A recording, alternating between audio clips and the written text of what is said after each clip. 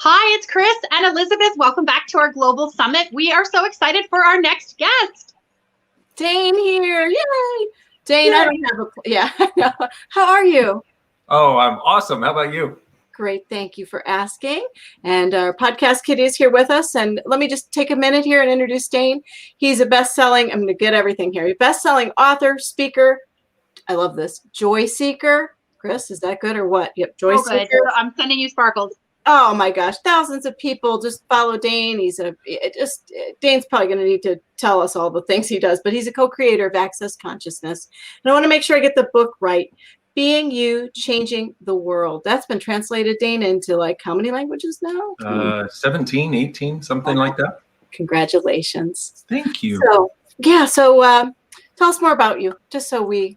what do you want to know? I'm a liver of life. I'm a hedonist, somebody who really likes people and likes to see them get happy. And, 20 years ago, I was at a place where I was literally going to end my life if things didn't change. I came across this amazing body of work called Access Consciousness, and it was the first thing that truly worked to change my life. And I got so excited that I enjoyed waking up and being alive. I'm like, I want everybody in the world to at least know this is possible, because there were ways of changing things that I'd never heard of before that actually worked when all the other things that I tried didn't. And so I've been part of co-creating it for the last 20 years. And when I started, we were in, I think, 3 countries in the world, and now it's in 176. So amazing. Something's fun and awesome. That's amazing. And that's Gary Douglas. Should we mention Gary? Tell us about Gary. Oh man, he's awesome. He's just, it's like he's got the wisdom. He's got the wisdom of a true maestro, a sage, really, and he has the kindness of that is like the earth itself, and a level of allowance for people, and this desire to see people thrive, and also this amazing curiosity. And he's also totally irreverent, and so we have a really good time co-creating, I don't know, change and disaster in the world, or something like that. That's awesome. I love that. As someone who loves collaborating and working with someone, when you work with someone and it doesn't feel like work, that is such a gift. Like, I think that's amazing for you. And what I love when you're like, just want to let people know this is out there, and like all you want to do is help people, that is something that really draws me to you and what you're doing at Access Consciousness as well. I'm going to kick us off with this question, like how the universe really works and how to use it. That's what we're going to sort of talk about with you. Give us the high level overview of like how are we going to start that? What are we going to find out about how the universe really works? That is a great question. Let's see where we go, because everybody watching creates a unique experience, because we all contribute, everybody watching and us. And the thing is, the way the universe really works, one of the things we don't realize is we live in a benevolent universe. This universe actually has our back, but we're not willing to receive it. So what happens is, we live lives where we have a lot of pain points, a lot of struggle, and that's not how the universe itself works. If you think of anything in the natural world, anything that doesn't think, it never has a problem. Now, it may go through a difficulty, like a lot of the plants outside. I live in Houston, and a lot of the plants outside froze. And so they're going away for this year. It's like, and they'll come back later, but it's like they don't go, oh my God, no, freeze. Oh, there's no trauma, no drama, no stress. The entire natural world moves on with a sense of ease, but also a sense of awareness of its surroundings, but also a sense of communion with everything else around it. And if we could just allow ourselves to have a little bit more of that, our lives start to change and become a lot more magical. Because that's the other thing is, what I found is the world we live in is actually magical. And most people don't realize it. They think they need to have a magic wand. They think they need to be Harry Potter. And, and I talk about this, and it's interesting to talk to businesses, for example, and talk to them about creating from magic and miraculousness. And they go, initially, they're like, oh man, Mr. Woo Woo is here. And I'm like, well, yes, but that's not this conversation today. I'm like, look, this is actually something that we are uniquely suited for, that'll make our lives work. And it's called following our awareness. How many times have we ever done something? I ask people, I'm like, how many times in the last year have you done something that you knew not to do, but you did it anyway, and it turned out just as poorly as you knew it would. Well, if you have the awareness of when something isn't going to work, guess what? You also have the awareness of when something will. But you got to be willing to open that door. I love that. Go ahead, Kris. I was just going to say, do you think, so I love when you were talking about that and you used the word magic and referred to that a few times. Do you find, like, what's the reaction to that type of phrasing and wording? Like, I am a believer in magic and the universe, and the things you talk about, I connect with, and I do believe the universe is out for us. And when you talked about, you know, being hedonistic in the beginning and just going for things that bring you joy and bring you pleasure. And yet when you go to someone and you're like, here, I'm here to bring the magic. And you're like, they put up, what would you say the reaction is to like that word and that phrase, and how do you sort of navigate that? Most of the people that are crazy enough to work with me love it. And I don't try to bring that conversation to everybody. And that's another thing we need to learn is there are only certain people who can hear what you have to say. Somebody else might hear something totally different from somebody else or totally different from you. But so for me, it's like the people that I work with are like, yes, thank you, because they've been trying to do the goal setting and they've been trying to do in the way that is if you check these boxes, everything is going to work. And what I start introducing is this element that you actually have a knowing that supersedes all of that. If you start to follow that, if you realize that what's true for you always makes you feel lighter, a lie for you always makes you feel heavier, then what you do is you start to choose more of those things that create more lightness in your life. After a few days, weeks, and months, your life just gets lighter and lighter and lighter. And a lot of people, as that starts showing up, start going, I think it's getting too good. And I'm like, no, there's no such thing as too good. The question you want to ask is, how does it get any better than this? And if you keep asking and keep functioning from the question rather than the conclusion, things can continuously get greater. When things were dark for you, what brought you light? Well, for me, what happened was I was doing all the stuff that I could find at the time. And this was a little over 20 years ago now. And I was reading every self-help book I could find. I was reading metaphysical books, spiritual books, business creation books, money creation books. And I would try the stuff and I'd feel a little bit lighter, and then it would feel like it would go away. The one thing that continuously brought me a sense of lightness was being out in nature or being in the ocean or moving my body. You know, running, working out of any form always seemed to create lightness, at least for a little while. And the interesting thing is the reason I got to a place where I didn't want to be here anymore was because I had given up hope, because I had tried the psychology route. That didn't help me personally very much. And by the way, I'm not knocking psychology. This is another thing, okay? Yeah. I'm not knocking anything, because in anything that's been around for a while, there's something that works in it, and it works for certain people.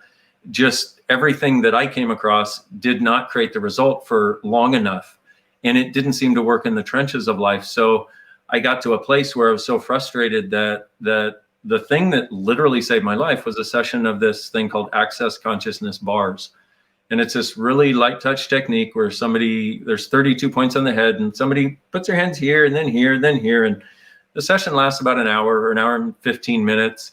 And this is what I had, because I had said, universe, I have 6 months. You have 6 months. Either my life changes or I'm out of here. And I meant it. And I came across an ad for Access Consciousness bars.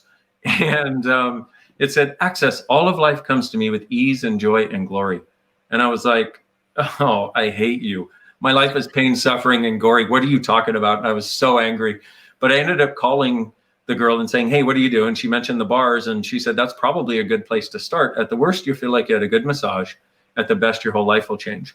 So she comes over to my chiropractic office. I lay down on my table that I hate, looking up at my ceiling that I hate, in a room that I hate, because I hate everything in my life at that point. She puts her hands on my head, and I was like, ooh, that feels pretty good. And within a few minutes, there was this sense of something that was, I would just call it like peace, like liquid peace. And then a few minutes later, I started getting this joy, and I started giggling like a little kid. And I was like, hee. And I kept giggling for the rest of the session. And I got up an hour and 15 minutes later. I'd gone into it depressed and suicidal. And I got up with a sense of gratitude for being alive. And I was like, oh my God, if it feels like this to be alive, I'm in. And I haven't looked back since. But what she did is she gave me a tool to use every week, because we got together once a week and traded bars for chiropractic. She gave me a tool to use every week. And when the universe felt like it wanted to crash in on my head again, I would use that tool and it would expand back out and I'd get happy again. And I was like, oh my God, where has this been? You know, where have these tools been? Well, they were passed down mouth to mouth, you know, they were being done in classes in different places, but I had never heard of it. And that's why when I got it, when this occurred for me and it actually worked long term, I was like, I want people to know this is available and how fast change can be. Yeah. And this is the cool thing too, is you're going to give us a free giveaway to our entire conference. I think it's so neat. So people will get what you've got, which is amazing. Because I know different Dain. I don't know dark Dain. I know light, joy, lovely. Dark Dain. Dark and twisty Dain is no more. No dark Dain. It sounds like the Dark Knight. Anyway, so you have a class called Dreaming Big, Creating Bigger that everybody's going to get. How cool is that, everybody? I mean, that's awesome. That is awesome, and thank you so much, because I think one of the things I love hearing you speak to and saying, you know, you tried leading up to this so many things, and I think so many people relate to that, is that they want to get the something, whatever that is, to feel the joy and the happiness and the not heavy and whatnot, and they keep coming up against brick walls. And so what is it that, like, you were lucky and you found this? Like, do you think it was luck, or do you think it was something else that brought you to your first experience with the bars? I mean, I know you saw the notice and you were like, okay, I'm going to do it. But if you are someone out there who's stuck, like, what would you say to them if they, you know, you said yourself, you're like, they have to be open to this. If they're not, then you can't force somebody. And so how do you encourage or inspire someone who's like, no, I'm too stuck for that? Do you have any? Well, I think one of the missing secrets of how the universe really works is ask and you shall receive. And my point of view is they hid it in the Bible so nobody would be able to find it because it's such a big friggin' book. And anyway, you know, so it's like, if somebody's there, what I say is just ask. I'm asking for something different. Universe, consciousness, God, source, spirit, whatever it is that speaks to you, please help. You know, I need some help here. And then follow whatever you're led to, you know, and it may be access, it may be something completely different. Because once again, what inspires each of us to be able to make a different choice is different for each of us. But that's where it all begins, is with the ask. And the difficulty is, from the time we were little kids, we would ask for things and we wouldn't get them. So we don't really believe that that's how things could actually work. The other difficulty with that is that's just too easy. You don't know how much I struggle. I'm like, actually, I do. I used to struggle also. So I completely get the point of view.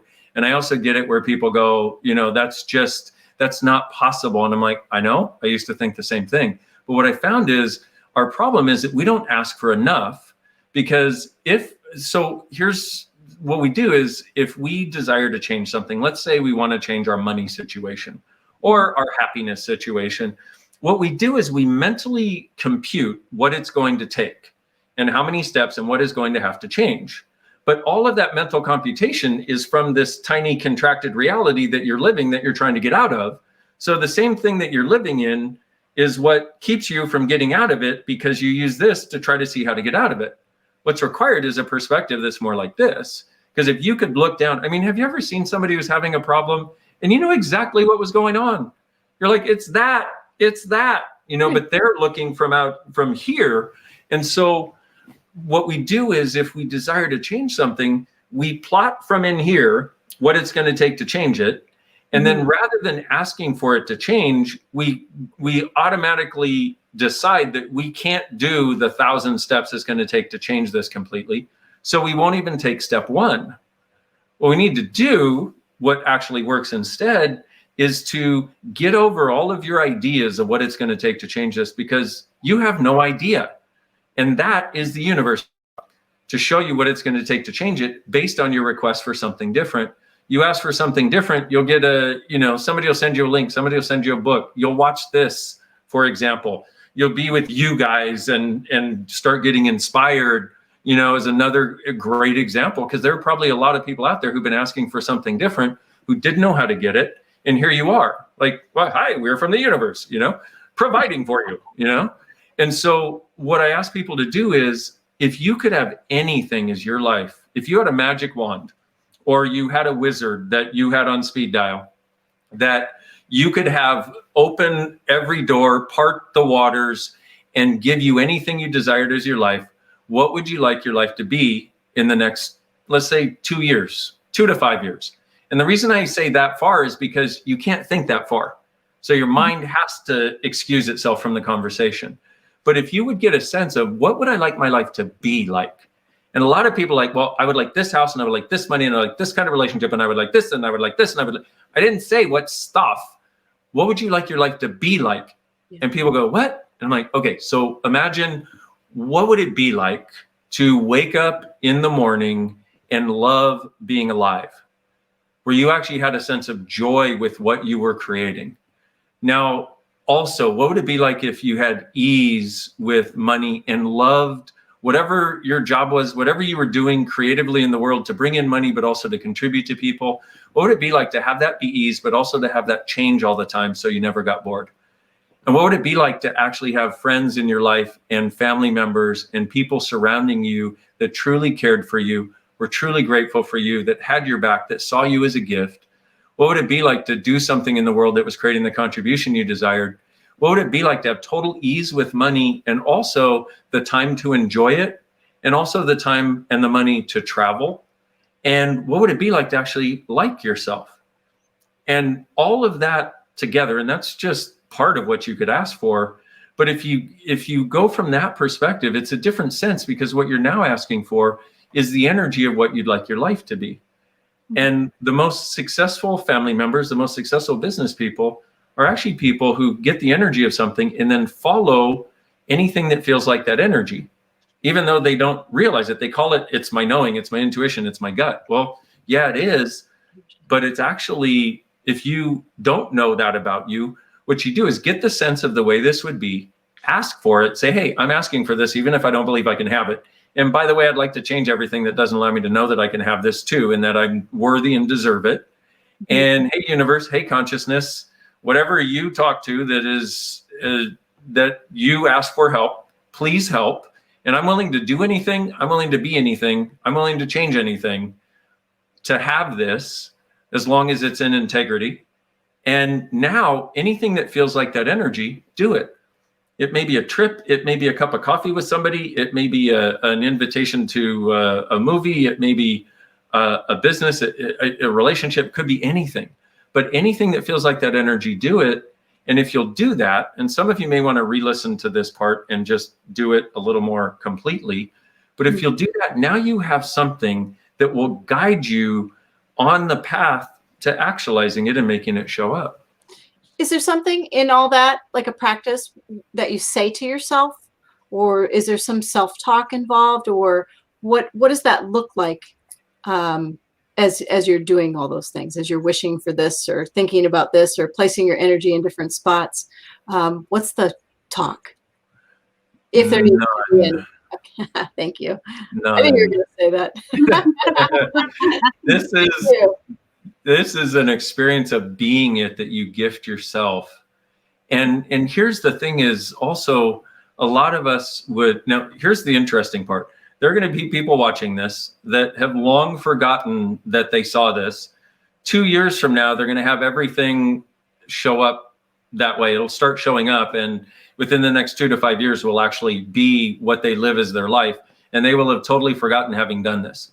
Because have you ever done that thing of just, you're like, oh, I'd like that, whatever. You don't put any energy on it and it shows up and you're like, where did this come from? And then you remember, you're like, oh my God, I remember I asked for that without even asking for that, you know? Yeah. You know what? I love that. And that has happened to me. And I do that light ask, and then I try to be more conscientious of it. But one thing that you often say as well is that the universe desires, the universe wants to give to us. Can you tell us more about that? Because it's one thing for me wanting it, but to have the energy of the universe and the surrounding around you equally wish to give back to you, I think that's a concept that needs more explanation. Yeah. Well, the universe is a really full place. I mean, what happens if you leave a plot of land empty, within days, and over weeks and months, it just fills up with plants and with animals and with life, you know? That's how the universe functions. And as far as the universe gifting to us, it's like, have you ever had a dog or a cat, you know, and you're having a really crappy day and the dog's like, hello, you know, can I lick you? Can I make you feel better? You know, I mean, those are just a couple tiny examples. Wait, I need to see Dain do the dog again. One more. Yeah, that was. Get the pause. Yeah, okay, that was great. Sorry. You were definitely a Labrador in a past life. I just. That's how the universe works. That right there. It's like, it's a constant state of gifting. It's just that we have so limited our receiving that we're kind of in that place of hoping that something will change, but not expecting that it will change and not knowing that it can. And this is what we need to change, you know, and now more than ever. I mean, you guys decided to create this because now's the time, you know, and now's the time to actually inspire people to know that now's the time to ask for something different, and that you can ask for something different than other people are asking for. And that could actually be a gift to everybody. A lot of us aren't willing to ask for something different. It's like, for example, with, I don't know, thousands of people that I work with in Access, the pandemic and the lockdown have not been a space where they went into less creation and less happiness. Most of the people I work with and know have just gotten happier and happier. And have they had dips? Yeah, but they have the tools to handle them. And then after every dip, they become greater.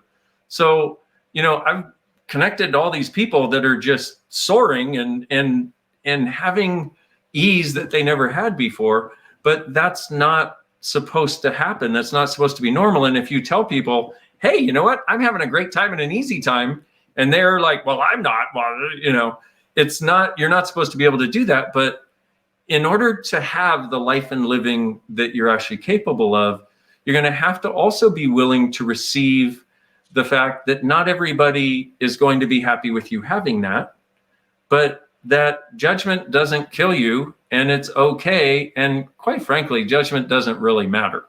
You know, other people's opinions of you are their opinions of you, and opinions are like, well, we know what they're like, and everybody has one. Let's put it that way.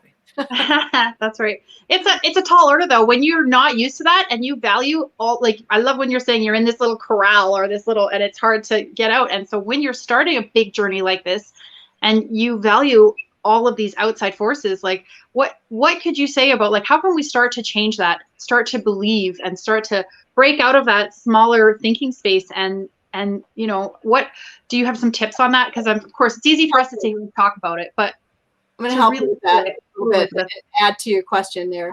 When you're trying to do something bigger and your crowd just isn't totally used to you, wanting to do something different. Yeah. Well, here's what you have to look at is, when I am around these people, am I happier and lighter or unhappier and heavier? Because what you're going to notice is it's the people that you're unhappy and not light when you're around. And a really simple tool is, what's true for you always makes you lighter, makes you feel lighter. What's a lie for you will always make you feel heavier.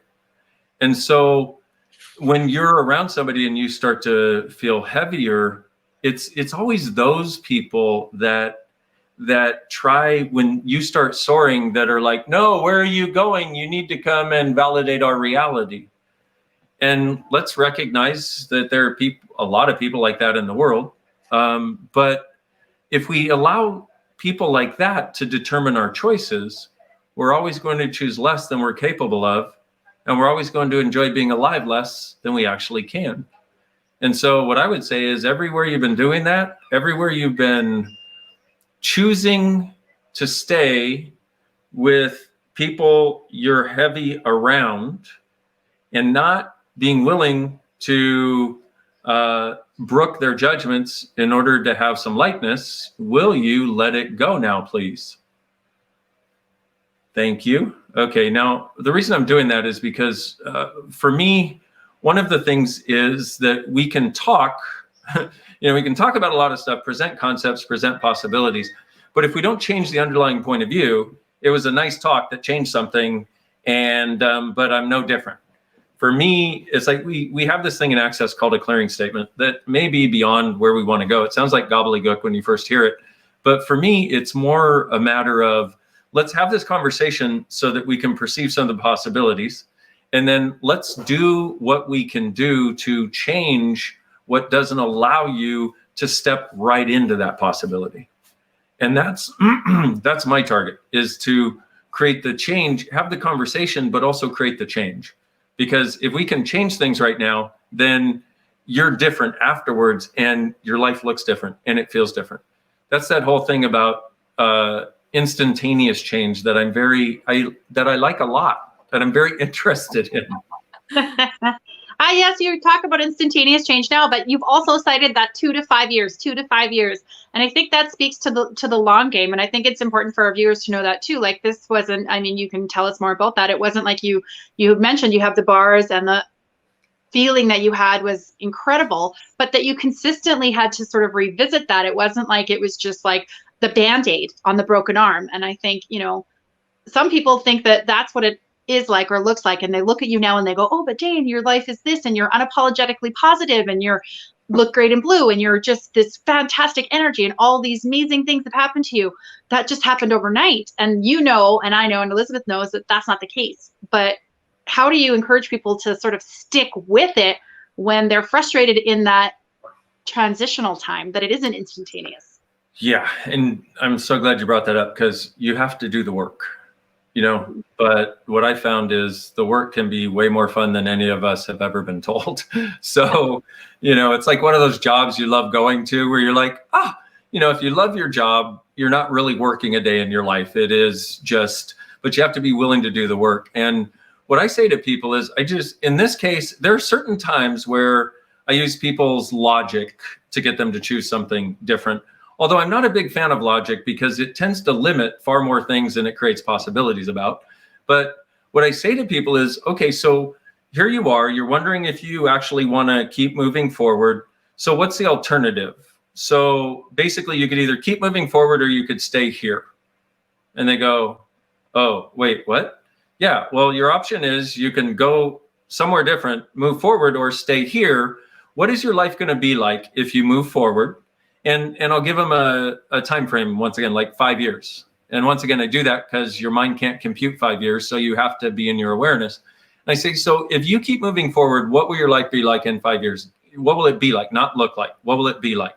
Will it be lighter or heavier? And they go, oh yeah, a lot lighter. I'm like, okay, cool. If you stay here, what's your life going to be like in 5 years? And they go, I'll be dead, or it'll be a lot heavier. I'm like, okay, so what choice would you like to make? You know? And it at a certain point, it becomes that simple, from whether, you know, if we're sticking ourselves because we're not sure we want to make the next leap, to, okay, well, if I stay here, here's the result that's going to get created. Here's what my choice will create. And one of the other secrets of the universe is that we all have choice, and most of us don't realize it. And so, to the extent that we can start acknowledging that and start choosing just to choose, even if it doesn't show up, even if we're wrong in our choice, even if we screw it up and we were totally off and we thought it was going to be great and it's not, at least you chose. And my point of view is, all's well that ends in more awareness, because there's not one of us who hasn't screwed up a lot of stuff. And, you know, I tell people when I facilitate, I'm like, I probably have chosen more things and done more things wrong than most of you have ever chosen, you know? And they go, wait a minute, that makes me lighter. Holy cow. I'm like, yeah, I'm willing to screw it up, but I'm not willing to sit on my butt and not choose. Yeah. Because I would like to have choice in my life, but I also like living. You know, I also like being alive. I love going for a run. I love going in the sun. I love talking to you guys. I love facilitating. I love writing. I love doing videos. I love doing audios. I love running these businesses around the world. It's like, and I say that because I'd like people to know that there are real people that are like that. And we see them, like you said, we see them 20 years later, like you're seeing me 20 years later. It wasn't always like this. It wasn't even close to like this, but I didn't stop. And if you don't quit, if you never stop, you never give up, and you never get in, I will tell you, you will get there. The only time you've truly failed is when you stop and give up. What do you think about complaining? On what level? Any. I just want to hear what you have to say about complaining. I don't know why. Let me say that it doesn't get us anywhere. And I apologize. I'm not actually texting or something. I'm actually closing the thing behind me so it doesn't look like I have the weirdest mohawk in the world, because you're getting the reflection of my screen. So the thing about complaining is it doesn't help. However, I will say there's one time when it can be extremely effective and appropriate. And that time is when, that's what I was doing. I was right there. Funny. Hello. Those.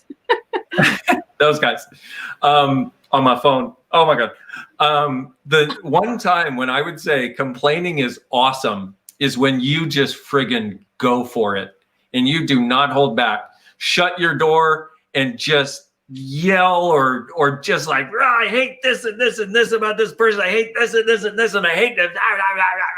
Like, go for it. If you're going to complain, give yourself 5 minutes and be as intense as you can. Scream, throw something. I don't recommend breaking things because you have to clean those up after. Throw pillows, pound them, whatever, and just and then move on. Okay? Mm-hmm. What most people do is they won't complain because they don't want to feel like they're judgmental, or they don't want to be a bad person who says negative things. And so it sits in there and just eats at them. Let it out. And it's okay. And then move on. And I'm going to ask you one more question. What about the person who you get around them and they just do nothing but complain? Just like, and just, everything. Yeah. Wow. Bye-bye. Yeah. Sorry, I need to go wash my rabbit. Come up with any excuse you need to. Oh my gosh, I had a pipe burst at home. I didn't know you lived in Texas. Yes, I do now. Bye-bye. Whatever it takes. Because what contribution is that to your life? And that doesn't mean, and this can be taken as though I'm judging people like that. In actuality, I'm looking to, let's put it this way.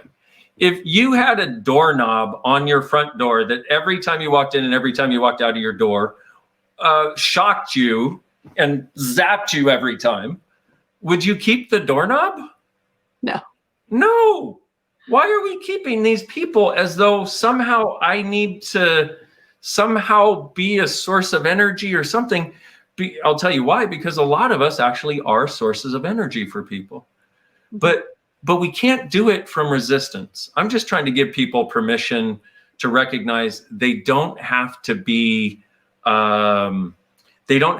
downtrodden with other people's drama and trauma. That's the reason I'm having this conversation. But not from resistance. See, the place where we have total freedom is when we're in allowance. And allowance is no alignment and agreement, which is the positive polarity, and no resistance and reaction, which is the negative polarity.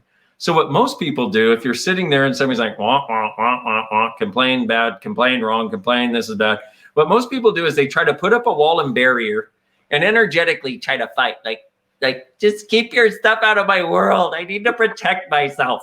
And somebody made a comment, it's important to protect our own energy, And the thing is, here's what I found. This is bizarre, is that if your point of view creates your reality. Reality does not create your point of view.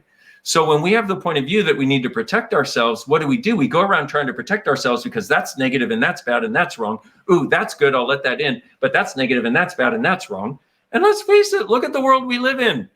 How much is not negative, bad, wrong, drama at this point? Anything you see, most of the people you talk to, it's crazy. So protecting ourselves doesn't actually work, because in order to do protection, we have to do judgment. What are we judging? We're judging what's bad or wrong. I was in one of my first access classes, and we did this thing with energy, and they said, pull this energy through your body, pull this person's energy through your body. And I went, I'm not going to pull this person's energy through my body. They could have bad energy and or negative energy. And the facilitator said to me, she said, Dain, what if there's no such thing as positive energy and negative energy? And I went, what? She said, what if there's no such thing as positive or negative energy? And I went, oh my God. She's like, what if that's just the judgment we attach?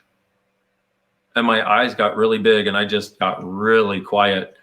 And I realized, especially when I had started studying metaphysics and spirituality and different, esoteric sciences, as it were, that is one of the biggest things that I learned is what was right, what was good, and what energies were bad and wrong that I should avoid.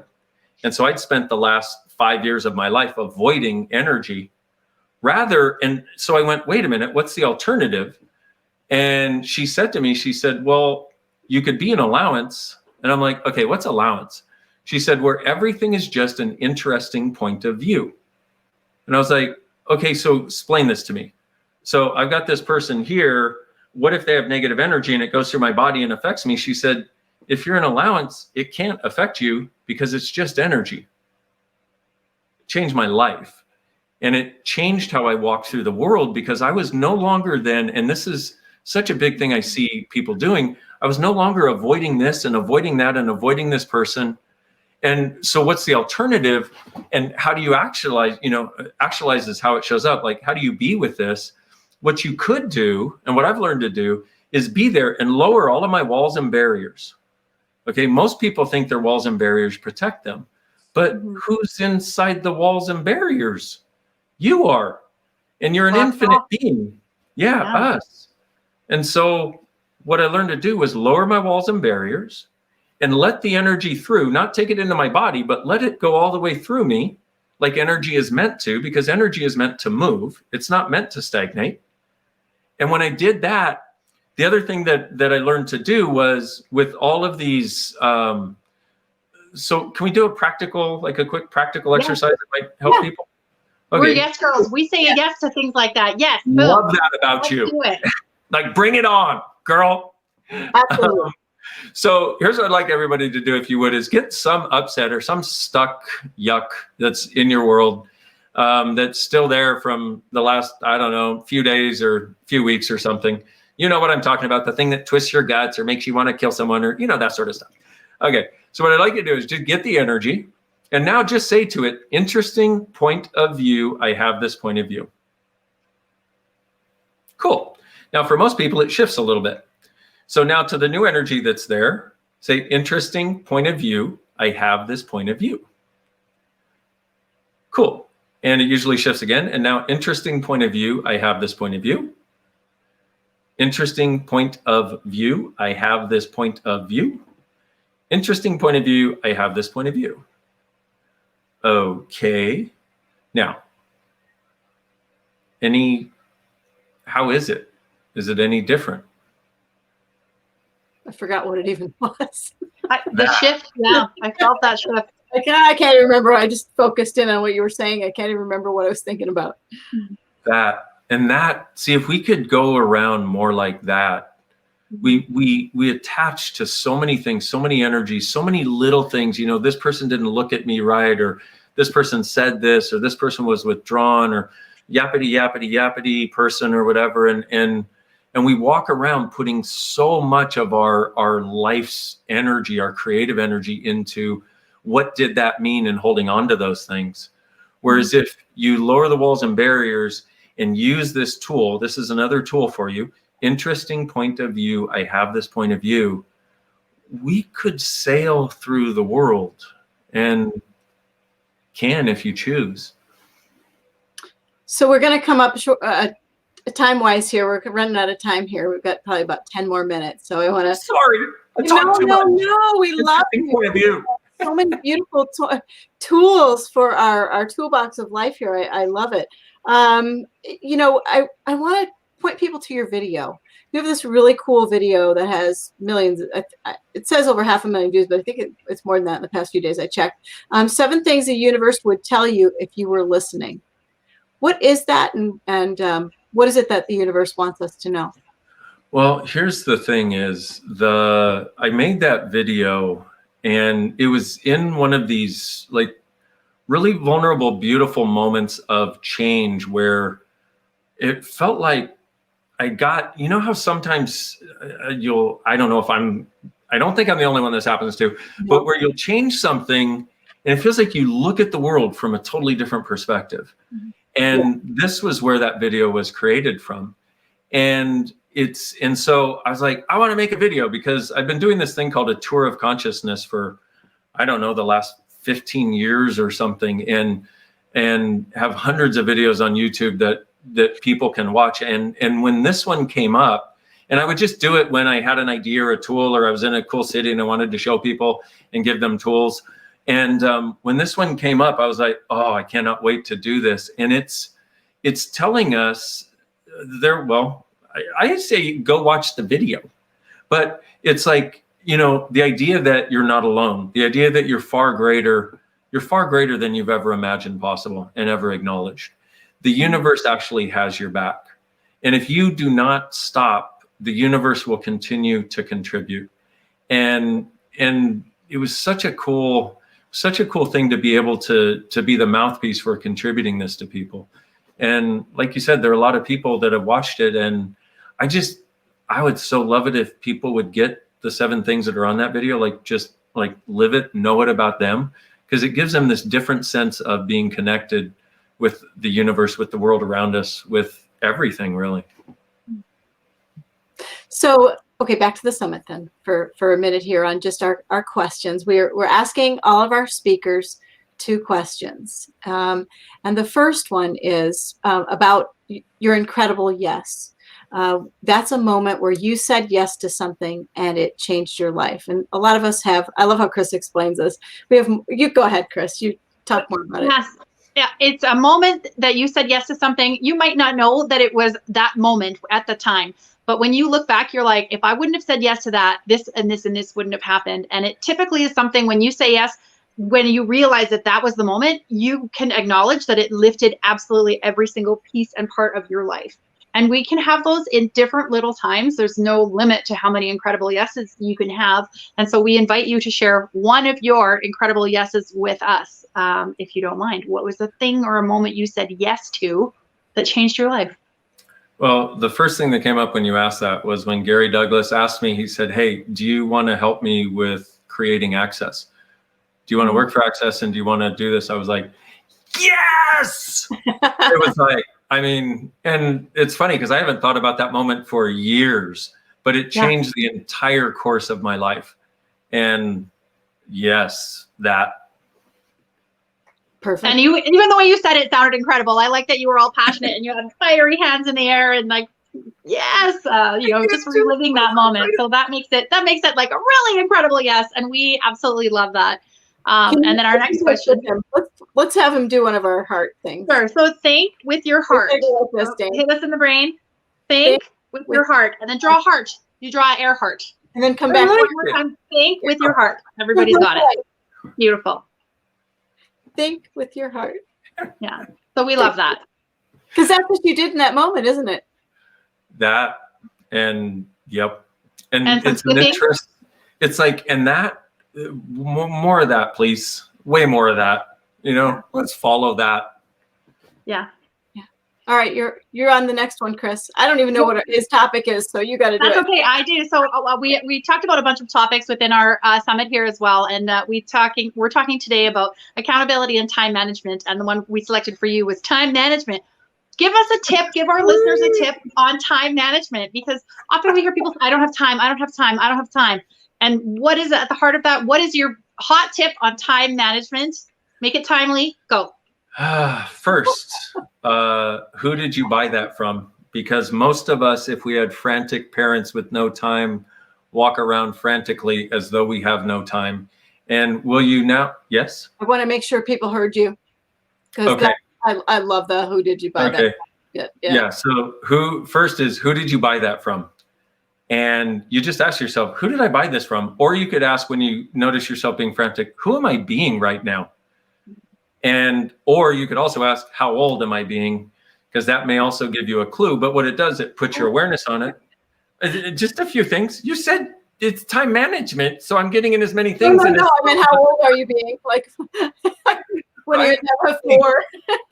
But we do a lot. It's so funny because we do so many of our limited behaviors from a child's perspective, where we learned reality then and we didn't know what we were doing, but that child is still running our lives. And so really, when we do that, if we ask those questions, and then we also ask, how old am I being? You get a sense of, oh, I bought this then. Now ask to return it to sender with consciousness attached. Every time it comes up and you get frantic, return it to sender. And then there's another question that is a little bit longer, but I'm going to give it anyway. So process I use in my classes with people, which is, what have you made so vital, valuable, and real about shortening your perception of time that keeps you from creating what is time? Which people go, your brain goes like, and when your brain does this, we know it's a good process. That's the yacht you want, Kris. Yeah. No, what?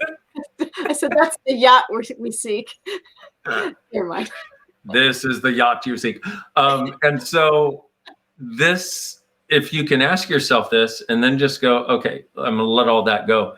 Because in actuality, we should be able to be far more creative in our use of time. And we should be able to, you know, they talk of mystics and such being able to speed it up and slow it down. The funny part is we do that, but we always do it in the way that makes us have less time than we would like.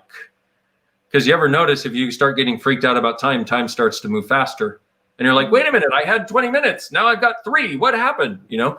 So if we can ask that question, and then there's this clearing statement that we use that we're obviously not getting into right now, but it's a way of changing it so that you can actually start to be creating time rather than shortening your perception so you feel like you have no choice.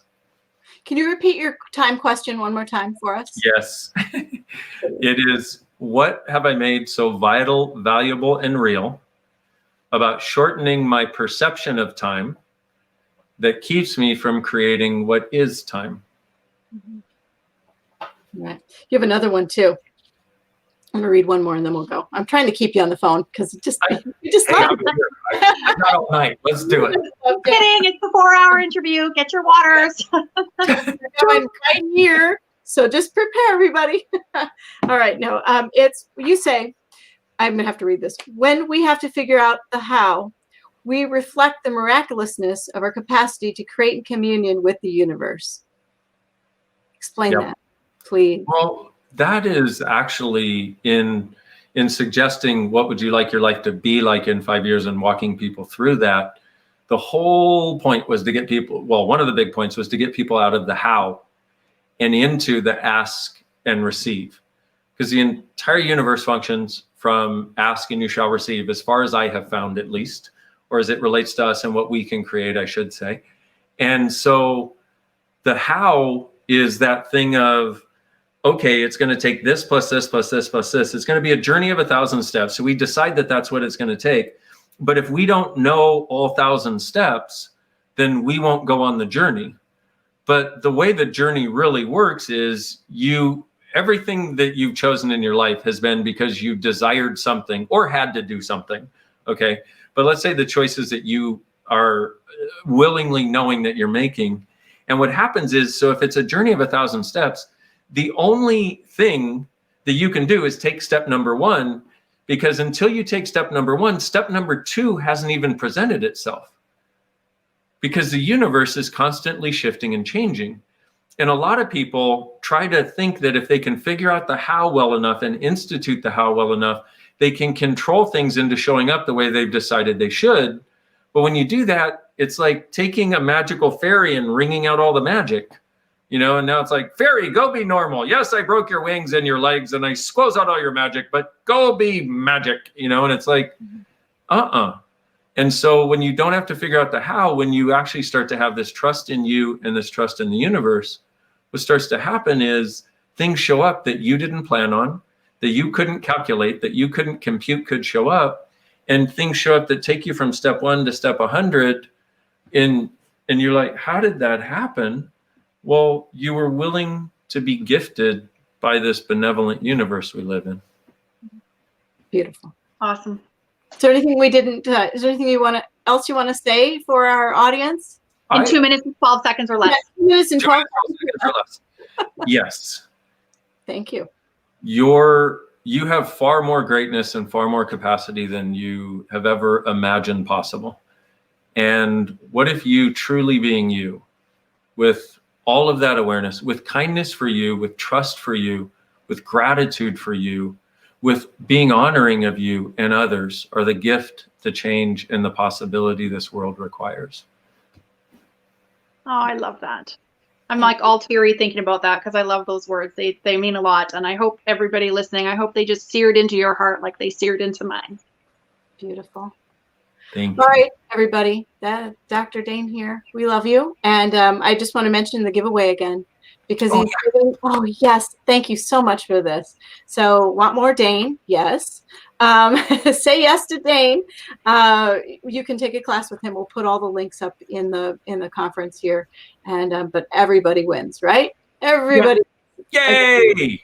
So yay. The universe is on your side, and so is Dain. Woo! Woo. All right. We all know that I do not like ending meetings or conferences or so that's why we just sort of start throwing imaginary glitter and she just kind of chimes us out and we just let it be a party. And I go one hand and I click we send people off with the party vibe. So thank you so much. Bye for now, everyone. See you soon.